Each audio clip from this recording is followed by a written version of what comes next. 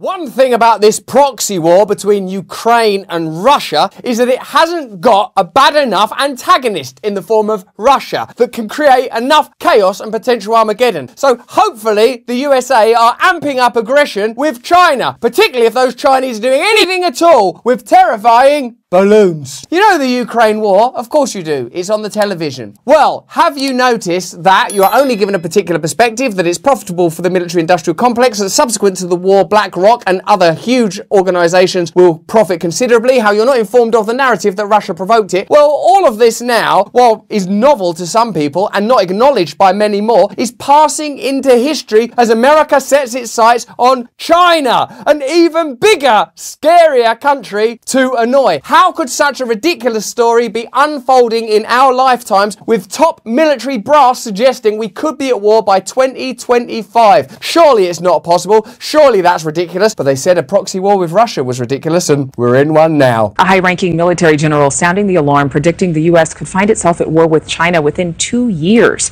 Air Force General Mike Minihan sent a memo saying, "My gut tells me we will fight in 2025. Xi's team, reason, and opportunity are all aligned for 2025. Wars for the United States, and in particular the military-industrial complex, are like World Cups or Olympics now. They offer an opportunity for incredible financial growth and consolidation of power and advancing the interests of the elite. Over the course of this conversation, with me doing most of the talking, we are going to explain those ideas to you. How wars advantage the most powerful interests in the world. You're not going to believe how this stuff unfolds. Now, the provocation of China would seem like a ridiculous thing to do. We all remember when Nancy Pelosi, that hero, that great hero and stock market genius, or at least her husband is, but they don't talk anyway. We remember how when she went to Taiwan, it increased tensions between China and the US. Fortunately now, in Kevin McCarthy, there's an entirely different Speaker of the House from an entirely different party, so everything's all different now. That's what politics can offer us. Reports last week revealing U.S. House Speaker Kevin McCarthy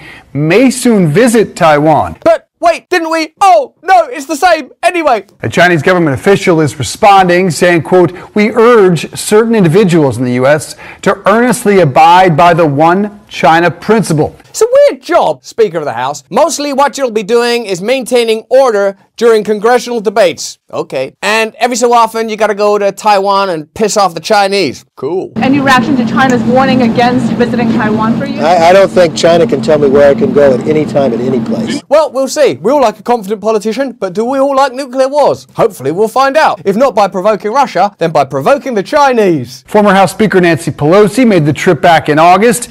She is the first House Speaker in a quarter century to visit Taiwan, and the trip caused quite a stir. US-led provocations and escalations against China are becoming a regular occurrence, both from the US itself and from its imperial assets like Australia and Taiwan. Yet, according to the Western political media class, the urgent threat of our day is Chinese aggression. The US empire has been increasingly positioning its war machinery around China since the Obama administration's pivot to Asia, which sounds like a lovely little dance rather than a provocation of a nuclear war, in ways that would have led to an immediate Third World War if the roles were reversed. Yeah, that's really weird, isn't it? We're always saying that stuff they do is, when I say they, I mean like Russia or China, is really awful. But when it's the other way around, it's just, we're protecting our freedoms, your freedoms, they hate our freedoms. It's extraordinary. You can't have an honest, open, public discourse if you use bias in such an extreme way. Because the fact is that truth is complex, and when you're dealing with geopolitics, it's even more complex. But what's not complex is that the media only give you one side of the story, and that side of the story is usually favourable to the most powerful interests in the world. That's one thing we've noticed here. So that shows you that there is an agenda, and its aggressions have escalated with each subsequent administration. Just in the last couple of months, we've had news that the US is planning on returning to its Subic Bay base in the Philippines as part of its encirclement campaign against China, and also intends to station missile-armed Marines along Japan's Okinawa Islands. They don't even like having a balloon above America, but encircling China, that's much worse, isn't it? Encircling someone with missile bases. Just think of it yourself. What do you want? To be surrounded by missiles? Oh, what's the other option? Balloon float above your head. What? Just a balloon floating above your head. Yeah. Can I shoot it down? Yeah, if you want. The US is also reportedly working on building a network of missile systems on a chain of islands near the Chinese mainland, explicitly for the goal of countering China. This doesn't seem like a way of dampening down tensions between China and US. Well, okay, so we've invited you over,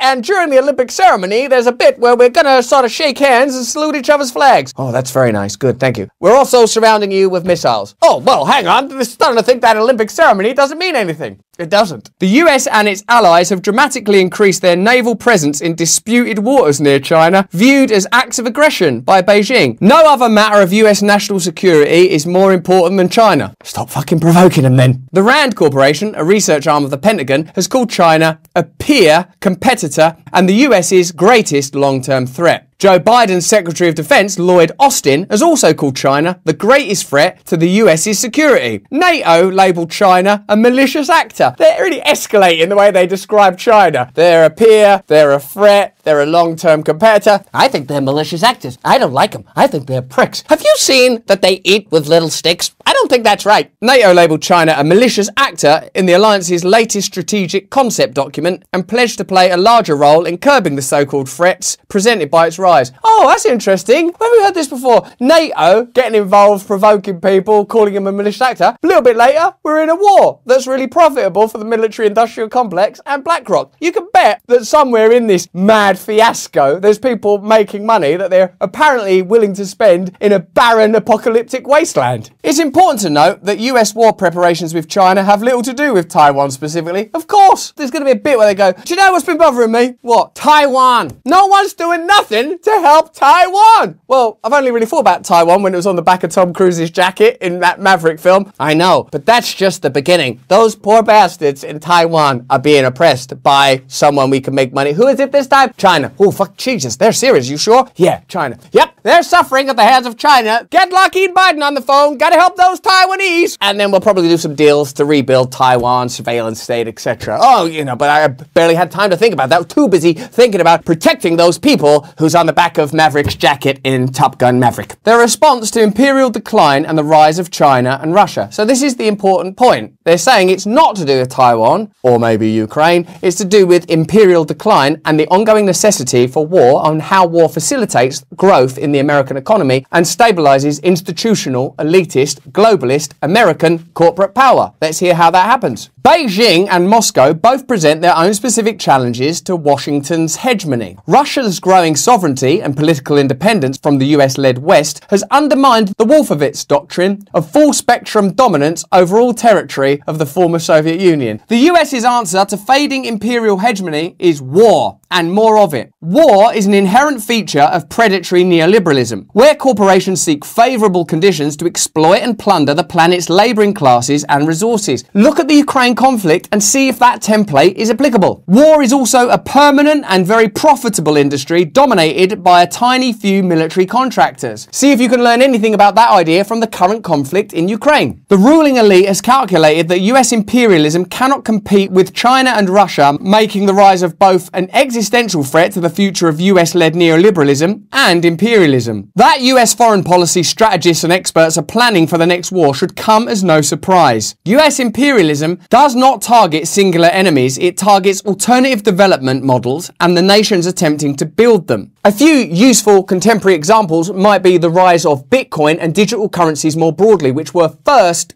demonized and now are being co-opted and centralized. We're seeing more talk of CBDCs, which I would say is an indication of the success or potential further success of decentralized currency models. It's something that has to be attacked and undermined. It's against American interest. As Henry Kissinger said, the United States has no permanent friends or enemies, only interests. That's an interesting dialectic tool to apply. Just interest. What are those interests? Can you see those interests playing out in current conflict? Could you see how those interests could be served through a conflict elsewhere? The Ukraine proxy war is thus a testing ground for the larger US agenda of imperial expansion. The current proxy war between Ukraine and Russia is obviously a testing ground for weapons, as we have shown you, opportunity to introduce surveillance models and CBDCs, an opportunity to destabilize Russia, an opportunity to demonize a potential opponent in this potential bipolar world. So you can see how Henry Kissinger's model is playing out there. And one of the things that fascinates me is if you look hard enough or just remember or watch news archive, take the Nord Stream gas pipeline. You can see people saying there won't be a Nord Stream gas pipeline, they won't be able to get away with that. If that were ever to happen, our agenda is to make sure that America can meet Europe's energy needs. All of these things are available to you if you want to put together the research and news as our team have done here. That's why, of course, independent journalism has to be ultimately demonized, smeared, brought down. And the problems that online media bring about to these kind of centralized narratives and the interests that they coalesce around is it gives us the ability to go, hey, wait a minute, couldn't this also be, as well as humanitarianism, which it doesn't seem from history you give a shit about, could it be these interests that are being pursued? So they obviously have to shut down that side of the conversation. How do you do that? You call people conspiracy theorists, you shut down debate. We're seeing all of this play out in real time. It's just interesting, isn't it, to expand out and look at what the macro threat might be. The long game here is a potential deal between China and Russia and other large nations that could ultimately destabilize